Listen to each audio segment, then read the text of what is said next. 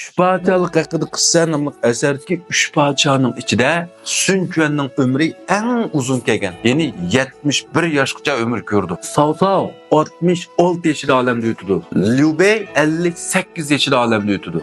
Hem bu yerdə üçbəklik ve Wushu'nun içində Şərq Wu'nun ömrü en uzun 51 yıl hükümranlık qilgan, davr sürgen. Wei Chu 46 yıl hüküm sürdü. Hani kendini Simayı egallab tutdu. Shu beyligi 42 yıl en kısa bunun. Yani bularning ichida Şərq Wu beyligining hem Sun Quan'ның ömrü en uzun kelgan. Hem de bundaq yaxshi bo'la olishdagi sabablarning birinchisi Sunsi izbasarni, taxt varisini yaxshi tanlagan, qat'iy ezib ketmagan. Sunsi qasdlanib shu o'lib ketgan vaqtning o'zida aslida o'zining bir o'g'li bor, dachodim bo'lgan. Shu vaqtning o'zida bu o'zining bolasining varisligidan voz kechib, o'zining inisi Sun Quan'ni taxt varis qildi. Bu bek tez bundaq qilmoq. Hamda navada bu o'zining quchoqdagi bolasini tanlab qo'ysa, hakimiyetning qarbasidir. Gerçi mening balam bek bo'ldi degan bilan Şərq Wu tugishib ketadi, uzoq o'tmaylar vayron bo'ladi. Endi bu Sunsi insi Sun Quan'ning talantini biladi, uning iqtidorining yuqorligini, rahbarlik qobiliyatining yuqorligini biladi. Hamda shu kuni bu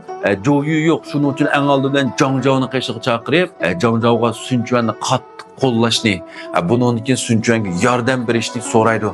Qayta tapilaydi shunga. Hamda Zhou Gongjin Zhou Yu jiroq to'p qag'ashqa uningmi bir maktub yo'llaydi. Inisini qo'llash to'g'risida. Hamda Sun Quan o'sha vaqtingizda buningga ishinib ishonmay, ham bundaq muhim vazifasining o'disidan chiqa oladiganligiga ishonch yo'q. Bu aksidan rad qiladi. Men bo'lsam qanday qiladi deb. Hamda o'sha vaqtingizda Sun Quan nima dedi? Inim hakikaten leşker başkuruş, hücum qilish, balık elish bu alam bu jihatda siz menga yetmaysiz. Lekin inaqli qo'shinning inaqligi, jiroqni ko'zdak, ama odam tunish bu jihatda men sizga yetmayman. Bu jihat siz hakikaten iqtidorli deydi. Hamda men otamga varislik qilib qon kechib Jangdongni mushunchalik zamonga ega qildim. Hamda bu badalimiz bekorga kasb bo'lmaydi. Shuning uchun butun Jangdongliklarni qila oladigan bir odam kerak hamda.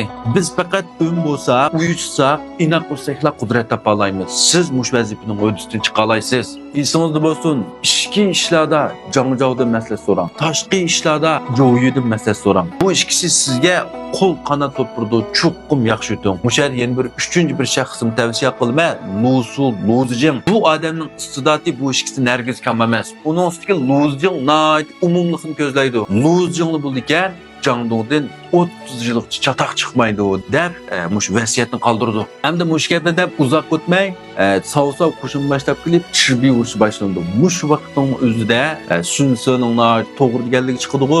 Mush vaqt Cao Cao bostirib kelgan vaqtning o'zida yana qarsak Jangdong ikkiga bo'linib ketdi. Zhang Zhao boshchilik qalamdarlar tarafdori bir taslim bo'lili, bir Cao Cao bilan yarishili deydi. Zhou Yu boshchilik alamdarlar tarafdorlari bo'lsa biz chuqum jang qilamiz. Jangdongda yengilib o'lib ketgan sanğun ki teslim bo'lgan sanğun yo'q deydi. Endi mush vaqtning o'zida qarsak, Sun Quan'ning onasimi xotirjam bo'lmay ketib uxlayolmay keladi-ku. Bu Cao Cao'ning hujum qilishi ishki ishmi, tashqi ishmi balam desa, bu tashqi ish desa, akangiz imdab vasiyat qoldirgan. To'g'ri, tashqi ishlarda Zhou Yu'dan maslahat so'raydi.